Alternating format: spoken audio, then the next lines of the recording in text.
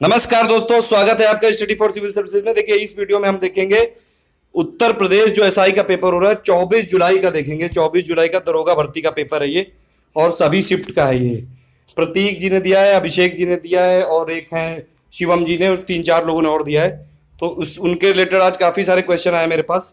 आज काफ़ी सारे क्वेश्चन डिस्कस करेंगे, प्लस इसमें कई सारे रिपीट भी क्वेश्चन हुए हैं जो कल मैंने बताए थे, कई सारे वो भी आए हैं। देखिए, इसमें यह भी है कि मैं इसमें वो वाले क्वेश्चन भी बताता हूँ जो आए, और जो आ सकते हैं वो भी बताता हूँ। तो जो आ सकते हैं वो कल बताए थे, वो वाले आज आ भी गए। तो चलिए इसमें स्टार्ट करते हैं, कुछ क्वेश्चन देखते हैं। देखिए, नेशनल कमीशन ऑफ एससी के अध्यक्ष का नाम पूछा गया था, यानी कि राष्ट्रीय आयोग जो एससी के हैं उसका अध्यक्ष का नाम पूछा गया था पुयल पुनिया। बाकी मैंने एसटी के अध्यक्ष का नाम भी लिख दिया है। जो राष्ट्रीय आयोग के अध्यक्ष हैं वो है नंद कुमार साय। उसके बाद अगर आप देखें, इनकम टैक्स के लिए कौन सा फॉर्म पूछा गया था, फॉर्म 16 यहाँ पे है। ये सर्टिफिकेट एम्प्लॉयर की तरफ से होता है कि इसका टीडीएस कट चुका है। वैसे ITR 1 उसमें फॉर्म भरते हैं, अगर ITR आप फॉर्म करेंगे तो। देखिए, राज्यसभा, लोकसभा और विधानसभा से रिलेटेड बहुत सारे क्वेश्चन आए थे आज कि सबसे ज्यादा राज्यसभा की सीटें कहाँ पे हैं, सबसे ज्यादा विधानसभा की सीटें कहाँ पे हैं, सबसे ज्यादा लोकसभा की सीटें कहाँ पे हैं। इन तीनों का आंसर यूपी ही है। देखिए, सबसे ज्यादा जो राज्यसभा की सीटें हैं वो भी यूपी में है। अभी मैं बताऊंगा इसमें। राज्यसभा के डिप्टी स्पीकर का नाम, डिप्टी यहाँ पे स्पीकर नहीं होता है राज्यसभा में, ये डिप्टी चेयरमैन होता है। तो राज्यसभा के डिप्टी चेयरमैन का नाम पूछा गया था PJ कुरियन। बाकी मैंने इसमें लिख दिया, ये आ सकता है। लोकसभा के स्पीकर का नाम क्या है, सुमित्रा महाजन। लोकसभा की डेप्यूटी स्पीकर का नाम क्या है, थम्बी दुरई, AIADMK की। देखिए, ये क्वेश्चन एक राइटर का नाम पूछा गया था। द किस ऑफ लाइफ के राइटर कौन है, इमरान हाशमी होंगे ऑब्वियसली, और इन्होंने बिलाल सिद्दीकी के साथ ये बुक लिखी है। फिर पूछा गया था करंट अफेयर का। देखिए, 2016 की करंट अफेयर आ रही है, ये आप याद रखिए। उसमें पूछा गया था स्मार्ट सिटी के जो टॉप 20 लिस्ट जारी की गई थी उसमें नंबर 1 पे कौन था, तो वो था भुवनेश्वर। ये हमने बताया हुआ है। कई सारे वीडियोस अगर आप हमको रेगुलर फॉलो करते रहे होंगे तो आपके कई सारे वीडियो ऐसे ही क्लियर हो चुके होंगे। कई सारे क्वेश्चन इसमें क्लियर हो गए होंगे अपने आप। देखिए, 2016 में BR अम्बेडकर की जो डेथ एनिवर्सरी मनाई गई थी वो कौन सी थी, ये क्वेश्चन आया था। वैसे तो इनकी डेथ एनिवर्सरी को क्या बोलते हैं, महापरिनिर्वाण दिवस। और ये 2016 में मनाई गई थी वो थी 61वीं, और इनकी डेथ हुई थी 6 दिसंबर को। तो ये आप याद रख सकते हैं, 6 दिसंबर को मनाई जाती है। फिर ये आया था कि भारत का सबसे ज्यादा आबादी वाला द्वीप या फिर आइलैंड कौन सा है, यह सेल्सलिट, क्योंकि यहाँ पे मुंबई बसा हुआ है। फिर नेक्स्ट क्वेश्चन आया था, फॉरवर्ड ब्लॉक की स्थापना किसने की थी, सुभाष चंद्र बोस ने की थी 1939 में। 1939 में जो त्रिपुरी का सेशन हुआ था उसमें गांधी जी से विवाद हो गया था इनका, तो ये फॉरवर्ड ब्लॉक बना के निकल गए थे, और इनकी जगह पे कौन आ गया था, राजेंद्र प्रसाद। फिर टमाटर का लाल रंग किस लिए होता है, ये पूछा गया था। तो एक कार्टिनॉइड की प्रेजेंट, पिगमेंट की प्रेजेंट की वजह से होता है ये। फिर ये क्वेश्चन है करंट अफेयर 2016 का, ये फिर से है कि विश्व का सबसे पहला ऐसा देश कौन सा था जिसने पूरी तरह से पेड़ को काटने पर प्रतिबंध लगा दिया था, पूरी तरह से पाबंदी लगा दी थी, तो ये था नॉर्वे। नॉर्वे विश्व का पहला ऐसा देश था जिसने पेड़ काटने पे पूरी तरह से पाबंदी लगा दी थी। फिर एक सिटीजनशिप से कुछ रिलेटेड आर्टिकल थे, 5 से लेके 11 तक ये नागरिकता डिफाइंड है। आप इसको पढ़ लीजिएगा एक एक करके। यहाँ पे मैंने लिख दिया, ये पूछा गया था कि किस आर्टिकल से लेके किस आर्टिकल तक डिफाइंड है, 5 से लेके 11 तक है। इसको आप एक बार पढ़ लीजिएगा, ठीक है। फिर मूल कर्तव्य यानी कि फंडामेंटल ड्यूटीज से क्वेश्चन था, 11 होती हैं, 11 यहाँ पे नहीं लिखा जा सकता था। ये कब करी गई थी, स्वर्ण सिंह कमेटी की रिकमेंडेशन पे बनाई गई थी, ये कल मैंने बताया था आपको, और ये भी बताया था कि इसलिए इसको पढ़ लेना। तो इस पे आज फिर एक क्वेश्चन आया था कि पहचाननी थी। 11वीं ड्यूटी कौन सी थी, कि हर पेरेंट और गार्जियन की ड्यूटी है कि वो अपने 6 से लेकर 14 साल के बच्चों को पढ़ाएंगे। अब फिर देखिए क्वेश्चन आया था कि विधानसभा में सबसे ज्यादा सीटें किस स्टेट में है। तो अभी अभी मैंने बताया आपको, देखिए विधानसभा की भी सबसे ज्यादा सीटें उत्तर प्रदेश में ही है, क्योंकि उत्तर प्रदेश में सबसे ज्यादा आबादी है। लोकसभा की भी सबसे ज्यादा सीटें उत्तर प्रदेश में ही है। राज्यसभा की भी सबसे ज्यादा सीटें उत्तर प्रदेश में ही है। बाकी सब फैक्ट लिखे हुए हैं। देखिए, विधानसभा की ये एक्स्ट्रा फैक्ट मैंने लिख दिए कि इनमें से और कुछ आ सकता है। विधानसभा की देखिए मैक्सिमम सीट हो सकती है 500 और मिनिमम हो सकती है 60, लेकिन फिर अमेंडमेंट कर दिया गया तो 60 से कम भी हो सकती हैं। जैसे गोवा में 40 है, सिक्किम में 32 है, मिजोरम में 40 है, पुडुचेरी में 30 है। और सबसे ज्यादा जो विधानसभा की सीटें उत्तर प्रदेश में 403 है। सबसे कम जो विधानसभा की सीटें वो है पुडुचेरी में 30। अगर आप लोकसभा की देखें तो लोकसभा में टोटल सीट कितनी हो सकती है, मैक्सिमम 552। इस समय कितनी है, 543 है। 552 जो मैक्सिमम हो सकती है उसमें से 530 स्टेट की हो सकती हैं, यूनियन टेरिटरी की 20 हो सकती हैं, और 2 एंग्लो इंडियन जिनको की प्रेसिडेंट अपॉइंट करता है, ये हो सकती है। देखिए सबसे ज्यादा लोकसभा की सीटें कहाँ पे हैं, उत्तर प्रदेश में है। नंबर 2 पे है महाराष्ट्र 48, नंबर 3 पे है वेस्ट बंगाल। राज्यसभा की बात करें तो राज्यसभा में कार्यकाल होता है 6 साल का, ये भी क्वेश्चन आ चुका है, ये आप ध्यान रखिए। लोकसभा में 5 साल का होता है। राज्यसभा में मैक्सिमम सीटें इस समय कितनी, 245 है। 233 इलेक्टेड होते हैं, 12 नॉमिनेट करता है प्रेसिडेंट। तो प्रेसिडेंट लोकसभा में 2 करता है नॉमिनेट, राज्यसभा में 12 करता है। किसकी बेसिस पे, आर्ट, लिटरेचर, साइंस और सोशल साइंस की बेसिस पे। अब देखिए सबसे ज्यादा राज्यसभा की सीटें कहाँ पे हैं, उत्तर प्रदेश में 30 है। सबसे ज्यादा लोकसभा की सीटें कहाँ पे हैं, उत्तर प्रदेश में 80 है। सबसे ज्यादा विधानसभा की सीटें कहाँ पे हैं, उत्तर प्रदेश में 403 है। उसके बाद अगर आप देखें आईपीसी के सेक्शन 356, 354 पूछा गया था।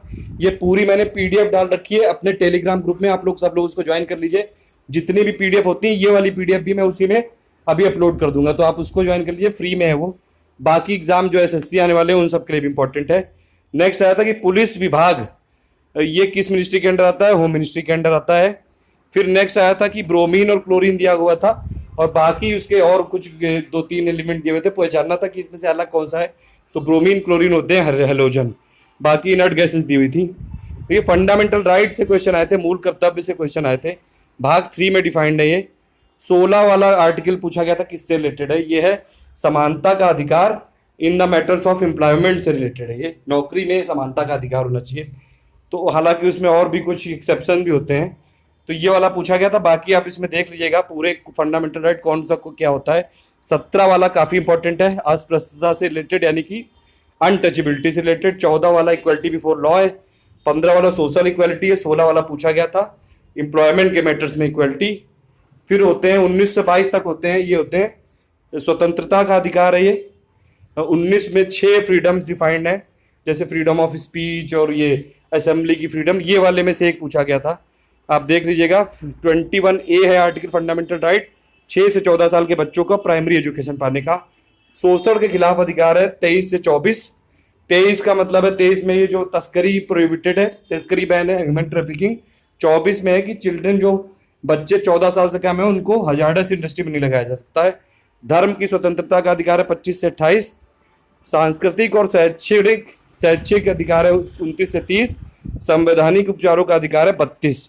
देखिए अगर कोई आपका फंडामेंटल राइट वायलेट हो गया है तो आपके पास ये भी अधिकार है कि आप सुप्रीम कोर्ट में जा सकते हैं और सुप्रीम कोर्ट वो इन्फोर्स कराएगा, वो आर्टिकल 32 में डिफाइंड है। आप इवन हाई कोर्ट में भी जा सकते हैं, 226 में डिफाइंड है ये चीज। लेकिन सुप्रीम कोर्ट में जाने का भी एक फंडामेंटल राइट है, मतलब सुप्रीम कोर्ट इसको रिफ्यूज नहीं कर सकता है, मना नहीं कर सकता है, हाई कोर्ट मना कर सकता है। फिर क्वेश्चन आया था नोटा कब लागू हुआ, 27 सितंबर 2013 को लागू हुआ ये। फिर ये क्वेश्चन आया था कि अगर प्राइम मिनिस्टर राज्यसभा का सदस्य है तो उसकी एज कितनी होनी चाहिए। देखिए अगर प्राइम मिनिस्टर लोकसभा का अध्यक्ष है तो वो एक एमपी होना चाहिए, यानी कि 25 होनी चाहिए। राज्यसभा का सदस्य है तो मिनिमम 30 होनी चाहिए, बस ये आप याद रखिए। राग दरबारी के राइटर का नाम पूछा गया था, श्रीलाल शुक्ल।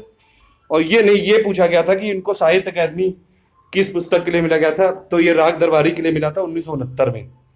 फिर ये इंडियन वॉर ऑफ इंडिपेंडेंस के लेखक का नाम पूछा गया था, वीडी सावरकर, 1909 में लिखी थी मराठी भाषा में। फिर रामचरितमानस किस भाषा में लिखी गई, ये पूछा गया था, अवधी, तुलसीदास ने लिखी थी ये। 66वां कॉन्स्टिट्यूशनल अमेंडमेंट एक्ट से रिलेटेड पूछा गया था। देखिए इसमें 55 जो स्टेट थे वो उनको जो लैंड और ये सब चीज़ों पे सीलिंग लगाते थे, उसको ये शेड्यूल 9 में डाल दिया था कि वो लोग उस पर जुडिशियल रिव्यू ना हो सके। अब इसमें कंफर्म नहीं, उसने लिखा है कि 66 है, एक ने लिखा है 66, एक ने 66A लिखा है। 66A तो आईटी का एक्ट है जिसमें कि पनिशमेंट मिल सकता है, जैसे कि बीच बीच में कई सारे लोगों को जैसे फेसबुक में पोस्ट करने के लिए जो पनिश कर देते हैं, सेक्शन 66A। और इसके बाद गुनाहों का देवता पूछा गया था, इसके राइटर धर्मवीर भारती। तो देखिए आज जीएस के भी क्वेश्चन थोड़े से टफ आए थे, जैसे ये 2-3 क्वेश्चन मतलब ये डेली ऐसे पूछ रहे हैं जो बहुत पुराने हैं कि आप बताइए 1969 में किसी ने साहित्य अकादमी जीता था, उसका भी पूछा गया है आज। तो ये आप 2-3 क्वेश्चन मतलब ऐसे हर क्वेश्चन करने की कोशिश मत करिएगा इसे।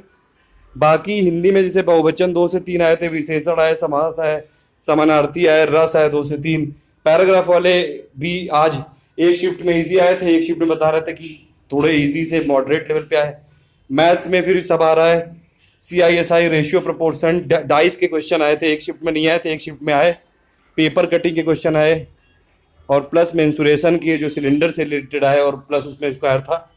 तो ये आप याद रख सकते हैं। देखिए स्ट्रेटजी वही रखिएगा कि जो 160 क्वेश्चन करने हैं आपको, 40 हैं सबके, 2 घंटे में करने हैं। तो हिंदी वाले और प्लस GS GK जो मूल विधि वाले, वो पहले आप कर लो 40 मिनट में, फिर 1 घंटे 20 मिनट बचा आपके पास।